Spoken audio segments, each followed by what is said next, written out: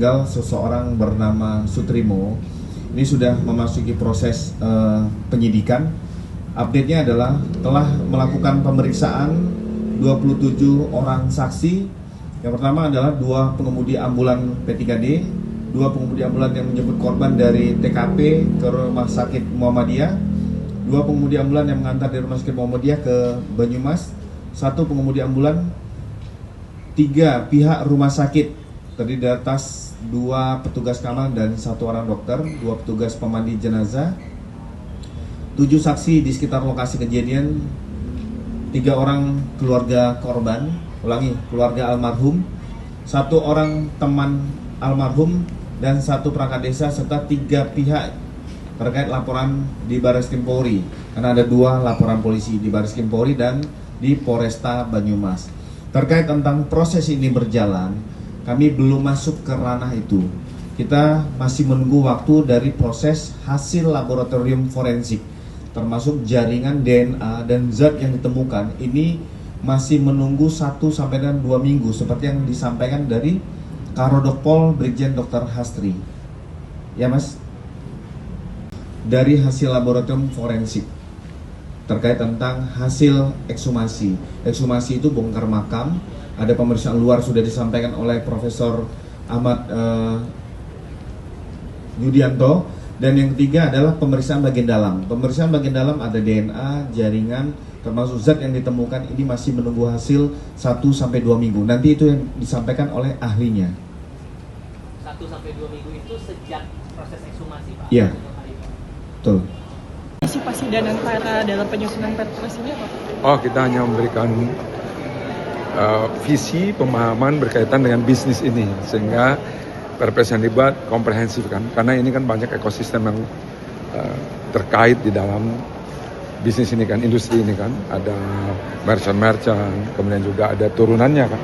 Nah, ini sehingga kami memberikan view sebetulnya bisnis ini seperti apa secara ekosistem dan dampaknya seluas apa, sehingga nanti setiap kebijakan yang kita buat itu betul-betul dapat memenuhi apa yang diharapkan oleh saudara kita ojol, tetapi di satu sisi juga tetap menjaga bahwa ekosistem bisnisnya tetap hidup gitu. Tapi udah berperan sebagai pemegang saham gitu? Oh bukan, tapi sebagai lebih kepada narasumber memberikan visi industri ini seperti apa bisnis ini gitu, dari berdasarkan kacamata bisnis. Pak, kemarin kan Pak Prabowo sempat singgung kinerja Danantara bagus tepat tanggal 14 Agustus. Terus pimpinan Danantara berhak mendapatkan gelar kehormatan, tanggapannya gimana Pak? Sebetulnya kan kami bekerja bukan untuk itu. Kalau itu diberikan tentu bersyukur, tetapi pada dasarnya yang kita lakukan adalah sebuah transformasi yang real.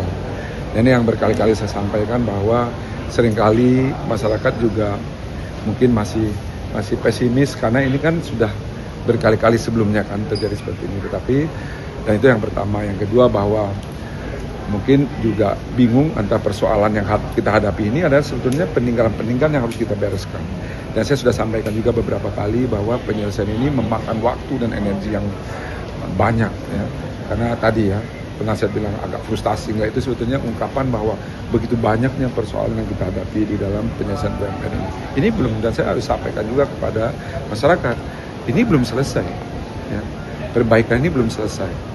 Kita sudah saya sampaikan juga bahwa karya belum kita sentuh ya, ini juga persoalan yang cukup besar. Sekarang pos sedang kita lakukan perbaikan, insya Allah mudah-mudahan bisa kita turn around, kemudian juga kita perbaiki ya menjadi kemudian positif dan baik lagi secara financial maupun secara bisnis satu persatu.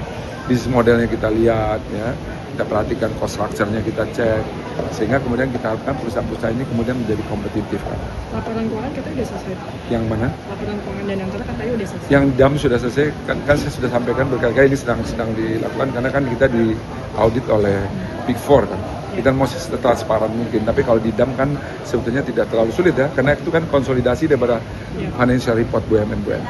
Nah ini tinggal yang pernah saya sampaikan, karena ini bentuknya konsolidasi tentu harus tereliminasi. Kita harus mengeliminasi setiap transaksi antar perusahaan. Ini yang memakan waktu sebetulnya. Ini yang perlu berkali-kali saya ingin para media juga menyampaikan kepada publik bahwa memang proses ini demikian. Tetapi untuk tahun berikutnya kalau proses eliminasi ini kita sudah tahu polanya kan tidak akan sulit lagi untuk tahun-tahun berikutnya. Dan memang laporan keuangan kita tentu menunggu laporan keuangan daripada BUMN. Tetapi kalau mau lihat ya laporan keuangan BUMN kan sudah keluar, kita bisa lihat pertumbuhannya dan lain sebagainya. Pak, restrukturisasi BUMN Karya itu prosesnya udah sampai mana dan apakah masih ada kendala dengan obligor? Terus mungkin nanti dari Danantara akan turun langsung atau gimana? Sebetulnya kan yang sulit di Karya itu saya sampaikan apa adanya dan boleh dilihat nanti ya, sebetulnya pengamat atau ahli bisa melihat bahwa persoalannya itu cukup luas. Pertama bahwa liabilitiesnya besar-besar, utangnya besar-besar. Yang pertama. Yang kedua, masalahnya ini tidak hanya di level holding, misalkan, tetapi dia punya anak-anak perusahaan yang juga bermasalah. Teman-teman bisa bayangkan masing-masing itu punya anak perusahaan lebih dari 20. Kita mesti, jadi dengan begini sebetulnya teman-teman bisa membayangkan seperti apa kita bekerja menyelesaikan satu persatu ya. Di masing-masing karya itu punya anak lagi kan, ada cucu, semuanya bermasalah juga. Jadi kita mesti bereskan itu one by one, satu persatu gitu. Inilah yang memakan waktu. Memang, tapi kalau kita mau instan tanpa memikirkan dampaknya terhadap orang-orang yang terdampak, itu kan gampang saja sebetulnya. Kita bisa mergerkan, bisa kita pilotkan dan lain sebagainya. Tapi kan kami memikirkan juga dampaknya apa untuk ekosistem yang lainnya gitu. Jadi memang hati-hati sekali. Inilah yang memakan waktu, yang juga masyarakat harus tahu bahwa problem ini kan sudah cukup lama dan besar ya. Inilah yang satu-satu, karena dampaknya itu kan ratusan triliun utangnya mereka. Ini yang total ya di antara perusahaan-perusahaan karya itu. Inilah yang mesti pelan-pelan mesti dibereskan gitu. Targetnya kapan? Nah ini saya nggak bisa pastikan karena berproses terus ya. Saya tetap mengupayakan akhir tahun ini sudah selesai, tetapi dinamika di dalam menyelesaikan ini kan cukup rumit ya. Ya teman-teman juga tentu tahu ada yang kasus LRT ya, nanti ada lagi yang Wika Realty, ada ini segala macam gitu. Ya satu kita rapikan. Pak, ini kan saham was kita ada potensi delisting apa? Itu pembahasannya udah ada belum? Prinsipnya kembali lagi tadi kan bahwa kita ingin melakukan ingin melakukan proses penyihatan ini secara fundamental dan real. Intinya saya tidak ingin bahwa udah dibetulin seolah betul nanti meledak lagi, enggak. Saya tidak ingin bekerja seperti itu. Saya ingin bekerja betul-betul kalau udah disehatkan secara fundamental dia harus sehat gitu. Apa resiko yang diikutinya itu tentu kita kaji. Apakah nanti dia ada listing atau apa ya, itu part of the proses transformasi yang harus kita hadapi gitu. Tetapi yang paling penting itu adalah perusahaan ini tidak lagi hanya sekedar covernya yang baik. Kita ingin secara fundamentalnya memang baik. Nah inilah makanya pekerjaannya itu sangat dalam, detail, satu persatu yang kita selesaikan. Berarti ada peluang arah ke sana kalau misalnya secara sekarang masih dikaji itu ternyata menemukan hal-hal yang saya belum bisa putuskan. Tapi harapannya Pak, apakah tetap di bursa? Buat saya yang paling penting itu adalah tadi fundamentalnya real. Ya, kalau kita lakukan secara fundamental tidak baik tetap di bursa juga kan kasihan juga pada investornya.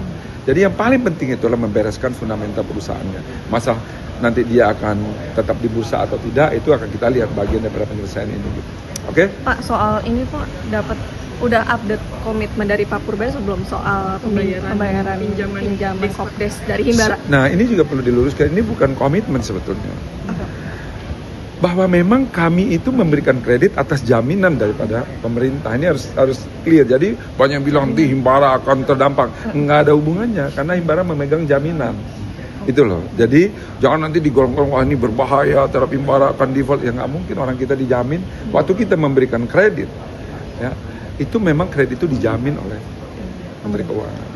Ya, jadi ya kami tinggal eksekusi jaminannya kan gitu. Jadi buat Himbara juga supaya teman-teman yang di luar juga memahami tidak ada resikonya bagi Himbara karena Himbara memegang jaminan tertulis bahwa itu ditanggung oleh ya.